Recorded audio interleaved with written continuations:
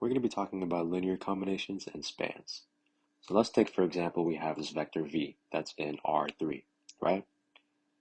If we multiply this vector by any constant, it's still going to be in R3. Now let's say we had another vector, u, that along with v is also in R3.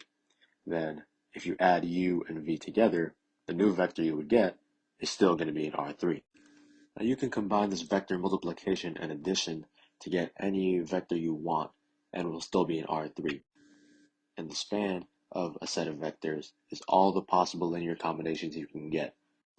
Whenever you see the question, does a vector B span the given set of vectors, it's basically asking, using this set of vectors, can you find a linear combination that will equal to B? And if so, then you would say that the vector B spans that given set of vectors. Now let's say for this example, we wanted to find two vectors that span the vector A1.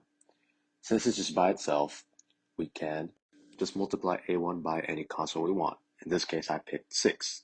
So if you multiply A1 by 6, you would get this new vector and it would still be in the span of A1 because it's a linear combination of A1. To get another vector, I could also multiply the entire A1 vector by 0, which would give us the 0 vector. Therefore, the 0 vector spans A1 because it's a linear combination of A1. This is what it means to span a set of vectors. Now for the span of A1 and A2, I could still use the same process, but instead I would add both vectors together. But I can choose whatever constant I want to multiply for A1 and A2.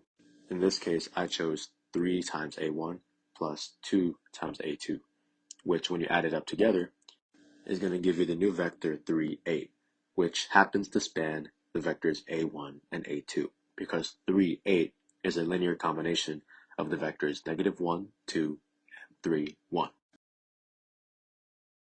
Now in this example, we're told to find whether B can be written as a linear combination of the given vector set. This is the same thing as asking, does B span A1 and A2? To prove this, we're going to put this into an augmented matrix where A1 and A2 are the coefficient matrix and B is the solution matrix. Now we're going to put this matrix in echelon form.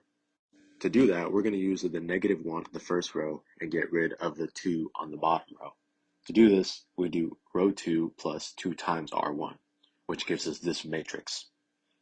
After that, we notice that 7 and 14 are common multiples of 7, so we can multiply the second row by 1/7 to simplify this matrix even further. Now that the matrix is in echelon form, we can stop row reducing and we can write it as a respective set of equations. After you write the set of equations, all you have to do is solve for x1 and x2 as you would regularly. And then if you are able to find a valid solution to this set of equations, then B happens to span A1 and A2 because B can be written as a linear combination of the given vectors.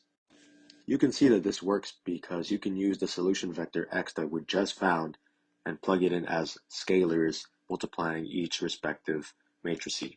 So x1 would go to A1, x2 to go to A2. And if you multiply this all out together, you would find that this linear combination yields 5, 4, which was the original B we had earlier. In this third example, we're asked to find all the values of H that would make this matrix consistent. Now remember, an inconsistency would be a 0 row on the left, but a non-zero number on the right, which basically says that 0 is not 0, which is obviously false. So in this case, again, we want to make this matrix in echelon form. So we'll use the 1 on the first row to get rid of the -4. So you would add 4 times R1 to R2. That would give you this new matrix.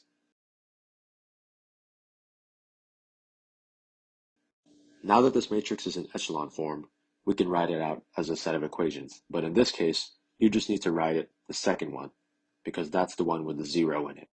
We're paying attention to this one because if 12 plus 4h is 0, then that would give us an inconsistency, and the matrix would not be consistent.